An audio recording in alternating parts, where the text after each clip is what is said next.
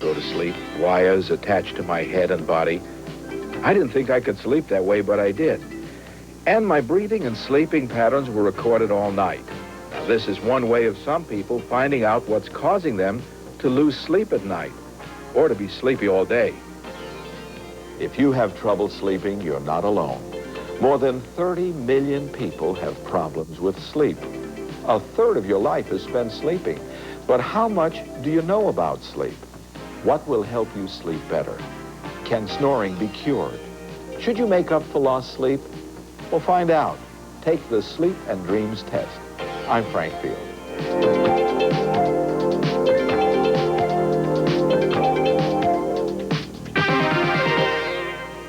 4 nights out of the week. I don't think I dream every night. If I get a good sleep, I'll dream. If I don't get a good sleep, I won't dream. I don't remember it. Everyone dreams every night. Is that true or false? The answer is true. That may be surprising to some people, but everyone has a dream every night, and generally they have 4 to 5 dreams a night, sometimes as many as 6. After you've been asleep for about 90 minutes, you'll have your first dream, which will last about 5 minutes. That will be in a period called REM sleep, or rapid eye movement sleep. By the end of the night, you may have a dream that will be as long as 60 minutes. That will be a dream that you'll have much greater likelihood of remembering. It happens to everyone. You turn off the lights, get into bed, and try to sleep. But you can't. You toss and turn. What should you do? I would eat or drink a warm glass of milk. That usually puts me to sleep. Walk around the house or watch an old movie. Usually have a glass of white wine. I find that puts me to sleep. Let's say you can't sleep. Should you drink some wine, get out of bed, or think relaxing thoughts? The answer? Get out of bed. The best thing is to get out of bed and do something else. You want to break the cycle of worry about not falling asleep. Read a book, watch TV, or when you get tired, go back to bed again. Taking a sleeping pill or a drink before bed may help initially, but in the long run will cause you problems.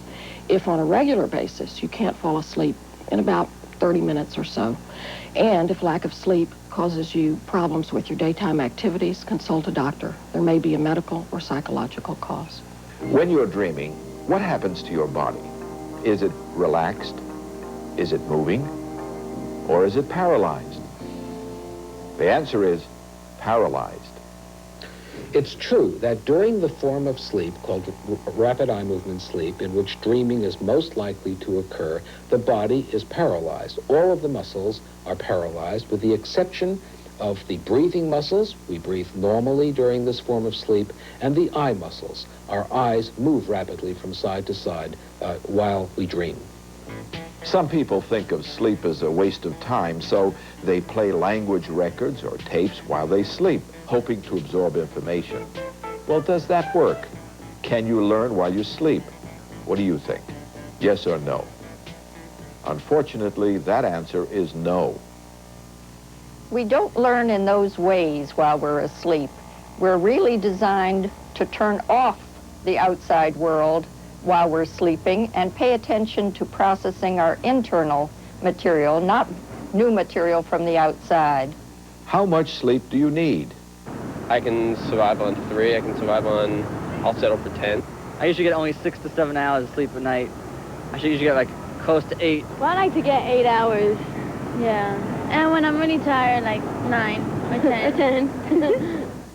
True or false? Adults should get 7 to 8 hours of sleep every night. The answer, false. It is fairly clear from much research evidence that the amount of sleep that people need varies considerably. Some people need more, some people need less. In fact, within an individual, sometimes you need more and sometimes you need less. There is no absolute about 7 or 8 hours sleep. Sleep apnea. Ever hear of it? It's a serious sleep disorder. Is it caused by interruptions in breathing, insomnia, or inability to stay awake? The answer, interruptions in breathing. Sleep apnea is a common and serious sleep disorder in which a person may stop breathing for 15 seconds up to 2 minutes or more. This may occur hundreds of times a night and can lead to severe sleepiness in the day, high blood pressure, and even heart problems if left untreated. The most common cause is an obstruction in the airway, such as large tonsils, obesity, or a narrow airway. Sleep apnea prevented this man from sleeping all night, and as a result, he was sleepy all day. As the condition developed, I would absorb less of what was going on around me. It became a fight to try and give the appearance of being awake, so that I would sit there and then the eyes would nod, and then when the head went, I'd wake up again. Anybody catch me? And I'm not even paying attention to what's going on. I'm paying attention to, does anybody realize I'm not able to stay awake? And it got worse and worse and worse. Of all the sleep disorders, insomnia probably affects the greatest number of people. Napoleon had insomnia, as did Thomas Edison, and people go to great extremes to deal with it. Benjamin Franklin was an insomniac who liked a clean bed. So to solve his problem, he had 2 beds. When he woke up in the middle of the night, he got into the second freshly made bed in order to complete his night's sleep. Now that wouldn't help most insomniacs. Insomniacs just stay awake, and they suffer the next day. I like the theater, I like music, I like to read. All of those things are given up. Your eyes are so tired, you can't read. You lose interest in things that are going on around you, begin to lose your family first, your friends next, and then you're all alone. What causes insomnia? One explanation is that people with chronic insomnia may have a serious psychological problem. What do you think? Do you think that's true, or do you think that's false? The answer, according to Dr. Spielman, is false. Insomnia is a symptom caused by many different factors. There are physical causes of insomnia, such as irregular breathing, movements that disrupt sleep. Sleep hygiene habits can also cause insomnia. If you nap at irregular times during the day or get into bed at night at different times, that can actually cause an insomnia. Psychological distress, anxiety, and depression can cause insomnia, but severe psychological disturbances are not the major cause of insomnia. Do you need more sleep as you get older? Is it a good idea to take a nap in the afternoon? What will help you fall asleep? The answers to these questions and much more when the Sleep and Dreams test continues. William Shakespeare wrote, "O sleep, O gentle sleep, nature's soft nurse, how have I frightened thee, that thou no more wilt weigh my eyelids down and steep my senses in forgetfulness." We are the stuff as dreams are made on, and our little life is rounded with a sleep.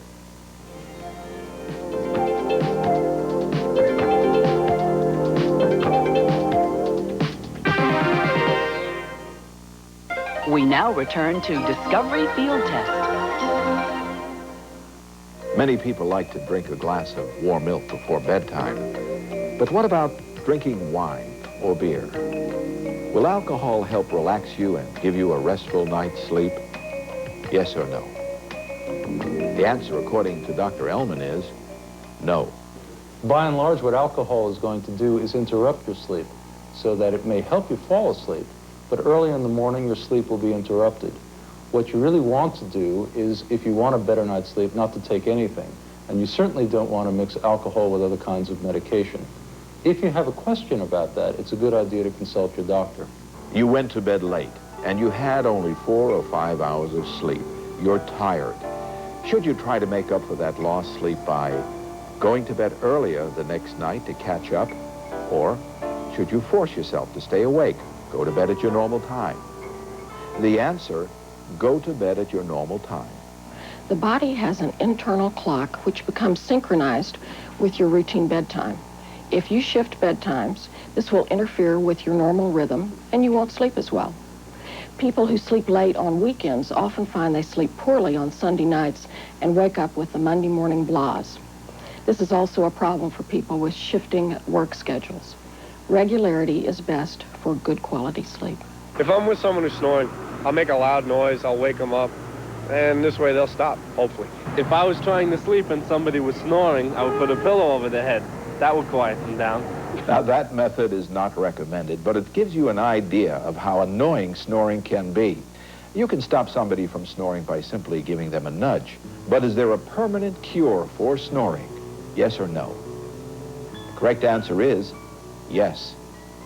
We have an operative procedure now that enlarges the passage at the back of the throat in such a way that it doesn't vibrate and tends not to collapse at the times when snorers normally have collapse of their airway and thus produce this vibrating sound which we call snoring. This is a procedure which in the vast majority of cases will greatly diminish snoring, if not completely eliminate the snoring. Most people get used to noise and eventually fall asleep. But does the noise of cars, buses, and planes affect your sleep, even if it doesn't wake you up? Yes or no? The answer is yes. It certainly can. Noise at night, even though you're not aware of it, is sensed and in fact can lighten sleep, change the stage in sleep that you're in. It can also speed up your heart rate and change your breathing patterns. All of this can then change the quality of your sleep and of course thereby affect the feeling of sense of well-being, alertness, and vitality the next day. The doctor has made a diagnosis, narcolepsy. Does that mean you are addicted to drugs, you can't stay awake, or you walk in your sleep? The answer, you can't stay awake. Narcolepsy is a disease where people have uncontrollable episodes of falling asleep. By and large, the kind of sleep they go into is REM sleep. Now, it's a disease that's of particular interest to sleep researchers, but a lot of people who have this disease feel quite ashamed of it because they think they should be staying awake or they're not trying hard enough, and in point of fact, they really have no control over the sleep episodes. I started falling asleep without being aware of it. Okay, there was no symptoms, there was no dizzy spells, there was no blacking out. I would be sitting in the classroom listening to the professor, and next thing you know, I was waking up. That scared me. You know, I fall asleep uncontrollably, even standing up. I fear that someone would think I'm using drugs. It might not matter to a lot of narcoleptics, but it does to me. And we all have to cope, you know, the way we do. And I have a problem coping on a daily basis with this. That's one of my biggest problems. At what age are nightmares most frequent in children? Age 1 to 3, age 3 to 6, or age 6 to 9? The answer, age 3 to 6. Nightmares are most common in age 3 to 6. This is an age at which children are dealing with a lot of issues about reality versus unreality and separation from their parents. They tend to have dreams related to monsters, scary events, being left alone. At a similar age, you can see episodes which are called night terrors, which are much more frightening to the parents in that the child is screaming, cannot be woken up, appears to be terrified. Actually, these children do not remember anything about the episode and have an easier time in a way than children who have nightmares. Do dreams about falling, flying, or being chased have universal meanings? Yes or no? The answer, according to Dr. Fishbein, is no. For a long time, it was believed that there were universal meanings. In fact, we could go out and buy little books from publications of one sort or not that might describe universal meanings. But from much research and from the clinical setting, it's fairly clear that dreams are more related to the interpersonal events of the dreamer's life than has anything to do with general universals. As you grow older, do you need more sleep, less sleep, or the same amount as when you were younger? The answer, less sleep. What most people have found is that you really need less sleep, so that some people who wake up in the morning and they find that they're waking up earlier in the morning start to worry about that, and they take medication to get them back to sleep. Doctors advise that the use of medication to help you fall asleep is acceptable on occasion. But if you have prolonged sleep problems, please check with your doctor. For most people, snoring is nothing more than a nuisance. True or false? The answer is true. I think snoring isn't a problem for most people who snore a little. It's only when the snoring is severe and closes off breathing, causes symptoms, that the person may need medical treatment. Heavy snoring may be directly related to sleep apnea, the disorder that interrupts your breathing while you sleep. When we went away on vacation, we would have to ask for a corner room so that when I went to sleep, there wouldn't be 4 people pounding on us, up above us, below us, and on either side of us. And it got worse as it went on. My wife used to wait for me to stop snoring so she could get to sleep. And then after a period of years, she suddenly realized it wasn't that I wasn't snoring anymore. It was that I stopped breathing for a period of time. One of the leading symptoms that brings patients to us when they have sleep apnea is the fact that they're sleepy by day. Sometimes in the milder cases, the patients don't realize how sleepy they are, and they just find that they aren't doing as well at work, or they tend to fall asleep when they're driving their car. Sometimes, however, in the more severe forms of sleep apnea, they're so sleepy that they're totally disabled and just cannot function at all. We don't have the full answer as to why sleep apnea causes patients to be sleepy by day. We believe it's because of the hundreds of near awakenings that they have during the course of the night. It's actually these awakenings, or near awakenings, which break the apneic periods in which they can't breathe. Naturally, because they are awakening so many times during the course of the night, they're plain exhausted the next morning. When you have narcolepsy, you do go through many embarrassing and humiliating situations. People can be very cruel about it. They don't understand. The sleep disorder called narcolepsy cannot be cured. Is that true or false? The answer is true. It's true that narcolepsy can be treated but not cured. Once established, it remains with a person for the rest of their lives. And for that reason, it's crucially important for it to be diagnosed accurately. That can be done in a sleep laboratory where specialized tests will establish the diagnosis with certainty. At one point, I just thought that there was no way out. You know, this was it. I didn't want to have narcolepsy for the rest of my life. I didn't want to live with narcolepsy. And it was a low point in my life, but it didn't last. Thank God I'm still here, and I'm coping as best I can. You're just about to fall asleep when your body suddenly jerks. You jump and usually wake up. Is this a sign of mental stress? Yes or no? The answer is no. No, it's not. It's a normally occurring phenomena that occurs at sleep onset. It's called a myoclonic jerk, and there's no reason to worry about it. Here are some questions for you. Who's more likely to snore, a man or a woman? The answer, a man. Men who snore outnumber females 3 to 1. But after menopause, for some reason, the women seem to catch up. Who's more likely to suffer from insomnia, a man or a woman? Did you say man again? Wrong. The correct answer is woman. We'll be back with more of the Sleep and Dreams test in a moment. Egyptian proverb, the worst things, to want for one who comes not, to try to please and please not, to be in bed and sleep not. Shakespeare wrote, to sleep, perchance to dream, aye, there's the rub. For in that sleep of death, who knows what dreams may come, when we have shuffled off this mortal coil, must give us pause.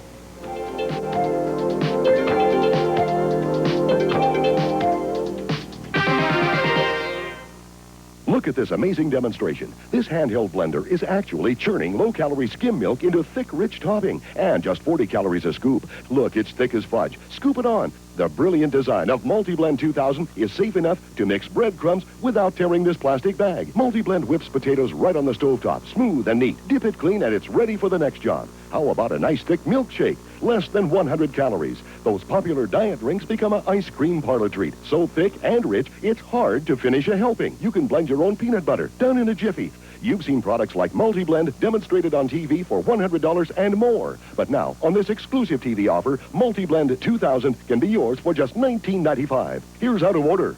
To order, have your credit card ready and call 1-800-767-7100 or send check or money order for $19.95 plus $4.95 shipping and handling to MultiBlend 2000, 33 American Way, Roanoke, Virginia, or call 1-800-767-7100. Your pulse races, the adrenaline flows. There's no time to think. In a single second, our lives can plunge into chaos. Suddenly, there's an earthquake or a violent explosion. An airplane develops engine trouble. A tornado descends from the sky. When disaster strikes, human instinct takes over, leaving only the will to live. I'm Morris Jones. Join me for the premiere of Survival. Tuesday, October 2nd at 8 Eastern with a sneak preview September 30th at 9 Eastern. We now return to Discovery Field Test. It's better to go to bed slightly hungry than to go to bed on a full stomach. Is that true or false? The answer is false. Anything that causes physical or mental discomfort can interfere with the quality or quantity of sleep. Hunger pangs can cause restlessness and lead to a poor night's sleep. Other uncomfortable body signals can also interfere with sleep, such as muscle and joint pains, menstrual cramps, a fever, and other medical problems. The insomnia has a sort of an insidious effect. It affects your entire life, practically, because you feel like a zombie. You haven't had enough sleep during the night, and the body in some way has to refresh itself. If it doesn't, you're just not functioning well, and especially if this happens night after night. We told you that you shouldn't try to make up for lost sleep. But if you have insomnia and you find yourself sleepy during the day, is a short nap in the afternoon recommended? Yes or no? The answer is no. The best thing that you can do is stay awake during the day and go to sleep the same time each night. If you can, it's good to try to get up the same time each morning so that you have a regularly occurring sleep period every 24 hours. Sleepwalking is an inherited tendency. Is that true or false? The answer is true. Yes, sleepwalking is an inherited tendency. It tends to run in families, and it's often accompanied by sleep talking. The important thing about sleepwalking is that the person is not, in fact, awake, and they can injure themselves and do dangerous things. To help you sleep better, here's some advice from our experts. I think the single most important recommendation to help an insomniac is actually to spend less time in bed from night to night rather than more. To limit their time in bed, that will tend to consolidate their sleep and promote it. Another thing that one shouldn't do is exercise just before going to sleep. Exercise stimulates the brain. While it may make the body tired, what it does is it rouses the brain, and therefore it'll make it more difficult for you to fall asleep. Perhaps the single most useful advice on maintaining good sleep patterns is to go to bed at the same time at night. We know that regularity in terms of time of going to bed at night, time of awakening in the morning, is extremely important in maintaining good sleep patterns. Thank you for joining us on the Sleep and Dreams Test. I'm Frank Field. Far from our crowded cities, well removed from the turmoil of civilization, there's another world, a kingdom of flora and fauna, watched over by Mother Nature. Next on the Discovery Channel.